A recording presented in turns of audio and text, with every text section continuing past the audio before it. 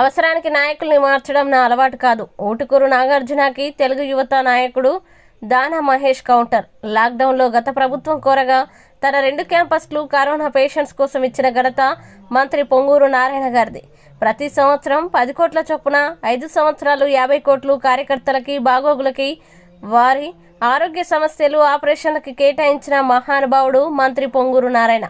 ప్రత్యర్థుల్ని రాజకీయంగా విమర్శించాలి కానీ వారి ఆకారాన్ని హేళన చేయడం సభ్యకర పద్ధతి కాదు.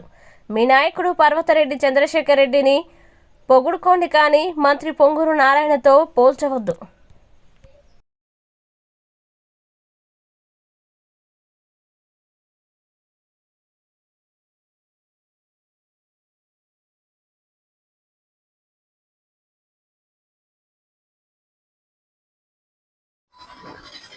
అందరికీ నమస్కారం. నా పేరు దానా మహేష్ అండి, 13వ డివిజన్ తెలుగుదేశం పార్టీ. నేను ఈ ప్రెస్ మీటు నా వ్యక్తిగతంగా ఒక నారాయణ సార్ అభిమానిగా, ఒక తెలుగుదేశం పార్టీ కార్యకర్తగా నేను ఈ ప్రెస్ మీట్ పెడుతున్నానండి.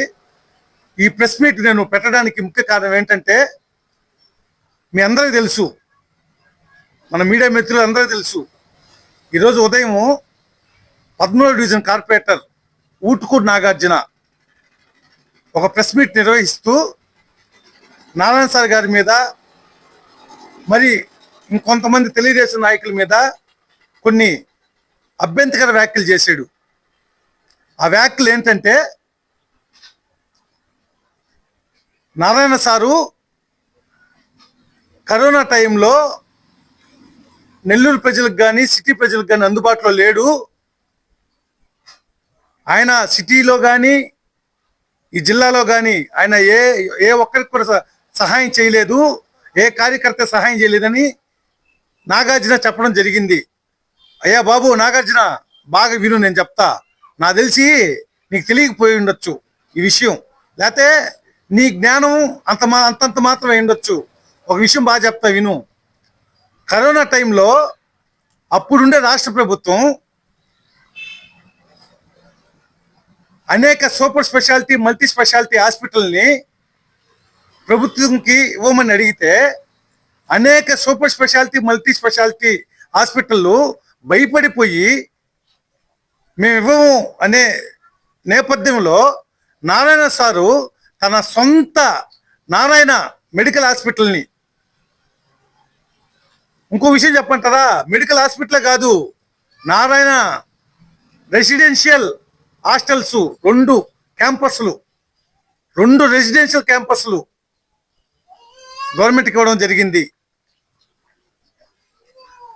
ఈ మెడికల్ హాస్పిటల్, ఈ 2 హాస్టల్ వల్ల కొన్ని వేల మంది ఆరోగ్యంగా పునర్జీవంతో కరోనాని జయించి మంచి ట్రీట్మెంట్ తీసుకొని వాళ్ళ ఇళ్ళకి వెళ్ళడం జరిగింది. ఆ కరోనా మూమెంట్లోనే, ఆ కరోనా సమయంలోనే సిటీ మొత్తానికి నిత్యావసర సరుకులు కానీ, కూరగాయలు కానీ నారాయణ సారు తన నారాయణ సంస్థ ద్వారా మన సిటీలో ఉండే అన్ని డివిజన్లకు పంపించడం జరిగింది. పాపం మన నాగార్జునకి ఎన్ని తెలియపో ఉండొచ్చు, ఎందుకంటే వాళ్ళు అసలుకే పట్టించుకున్న పాపాన్ని లేరు. వాళ్ళు ఆ కరోనా సమయంలో మీరు గమనించినట్టయితే అసలు పట్టించుకున్న పాపానే పోలా. ఎవరు? ఈ నాగార్జున, ఆ పార్టీ కానీ, ఆయన పార్టీ కానీ.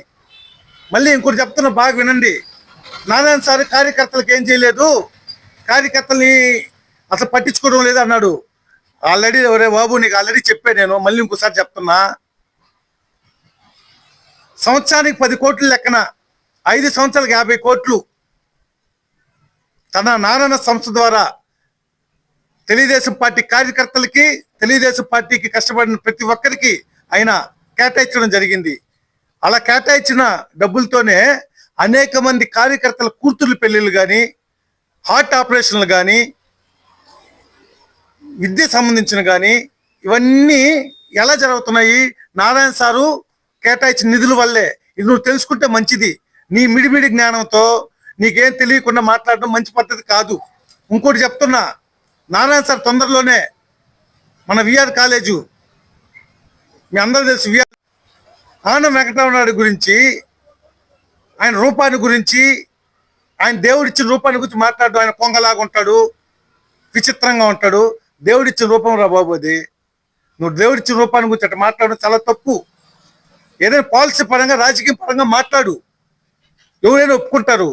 ఇంతేగాని నువ్వు ఆయన కొంగలాగా ఉన్నాడు చాలా తప్పు అది. నీ ఇంట్లో నీ తమ్ముడిని అంటావు, నీ అన్ననే అంటావు, నువ్వు ఒప్పుకుంటావా చెప్పు?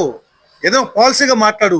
ఈయన ఒకటి ఊహించుకుంటున్నాడు, ఈయన ఏదో దేశకీ నేత, ఈయన రాష్ట్రానికి లేకపోతే లేనట్టు అని ఊహించుకొని ఈయనకు ఒక పదవి ఇచ్చారు. ఆయన ఏమనుకున్నాడంటే, నాకు ఈ పదవి ఇచ్చారు, నేను చించేస్తా పూర్తి చేస్తా అనుకుంటున్నాడు.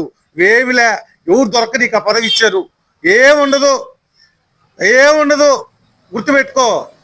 లాస్ట్ అండ్ ఫైనల్గా చెప్తున్నా, మా చంద్రశేఖర్ రెడ్డి, మా వైసీపీ ఇన్ఛార్జ్ చంద్రశేఖర్ రెడ్డి సంచలనం సృష్టించాడు.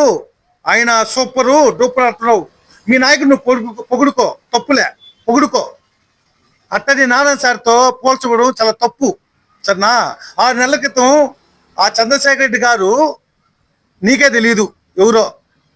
నీ దగ్గర ఒక అలవాటు ఉంది. మొన్నటి వరకు ఒక ఆయన భజన చేసావు, ఇప్పుడు ఇంకొక ఆయన భజన చేస్తున్నావు. అది ప్రజలందరికీ తెలుసు, డివిజన్ ప్రజలందరికీ. గుర్తుపెట్టుకో, నువ్వు చేసిన అన్యాయాలు, నువ్వు చేసిన అక్రమాలు ఈ డివిజన్ ప్రజలందరూ తెలుసు. అందుకే అంత మెజార్టీ, 1530 ఓట్ల మెజార్టీ మా తెలుగుదేశం పార్టీకి, మా నారాయణ సార్కి ఇచ్చారు. ఇది నువ్వు ఒకసారి గుర్తించుకుంటే మంచిది చెప్తున్నా. ఇంకొకసారి నువ్వు నారాయణ గారి గురించి కానీ, తెలుగుదేశం పార్టీ గురించి కానీ నువ్వు మాట్లాడితే కబద్దారు చెప్తున్నా. లాస్ట్ అండ్ ఫైనల్గా ఈయన చేసిన అనేక అన్యాయాలు, అనేక అక్రమాలు ఉన్నాయి. అవన్నీ ఇప్పుడు చెప్పదలుచుకోవాలా. ఎందుకంటే ఒకటి చెప్తా. మన 13వ డివిజన్ అలవారిదిన్న సంబంధించిన ఒక శ్మశానం ఉంది. ఆ శ్మశానంకి పోయే రూట్లో గుంటకాయ దొరువు అంటారు దాన్ని. ఆడ నువ్వు స్థలం అమ్మావు, అమ్మిన డబ్బులు ఏం చేసావు? అమ్మిన డబ్బులు నువ్వేం చేసావు? ఒక్కసారి నువ్వు దాని సమాధానం చెప్పు. అలాగా ఎన్నో, మన హైవేకి దగ్గరలో కొన్ని కోట్లు కట్టారు. దానికి ఒక ఒక ఒక మహిళ, భర్త లేని మహిళ ఉంటే ఆమె దారి ఇవ్వలేదని ఆమెను బెదిరించిన చరిత్ర, నీచమైన చరిత్ర నీది. ఇది గుర్తుపెట్టుకో. నువ్వు కానీ ఇంకొకసారి మా టీడీపీ నాయకుల గురించి కానీ, ముఖ్యంగా మా మంత్రి పొంగూరు నారాయణ గారి గురించి కానీ మాట్లాడితే ఇంక చూస్తూ ఊరుకోపోము. నీకు ప్రజలు ఇంకా, ఈ డివిజన్ ప్రజలు ఇంకా బుద్ధి చెప్పే సమయం ఇంకా ఉంది. నువ్వు పోయినసారి గెలిచిన గెలుపు అసలు గెలిపే కాదు. అసలు ఒకటి గుర్తుపెట్టుకో, పోయినసారి నువ్వు గెలిచిన గెలుపు అసలు గెలిపే కాదు. ఇది మాత్రం గుర్తుపెట్టుకో. నేను ఎన్నో మాట్లాడచ్చు నీ గురించి, నీచంగా, నీలాగా సంస్కారం లేకుండా మాట్లాడచ్చు. కాకపోతే ఆ విధంగా మా నాయకులు చెప్పలా. అందువల్ల నువ్వు నీ నోరు అదుపులో పెట్టుకొని, నీ స్థాయి ఏదో తెలుసుకొని నువ్వు మాట్లాడితే బాగుంటుందని అందరికీ తెలియజేసుకుంటూ నమస్కారం అండి.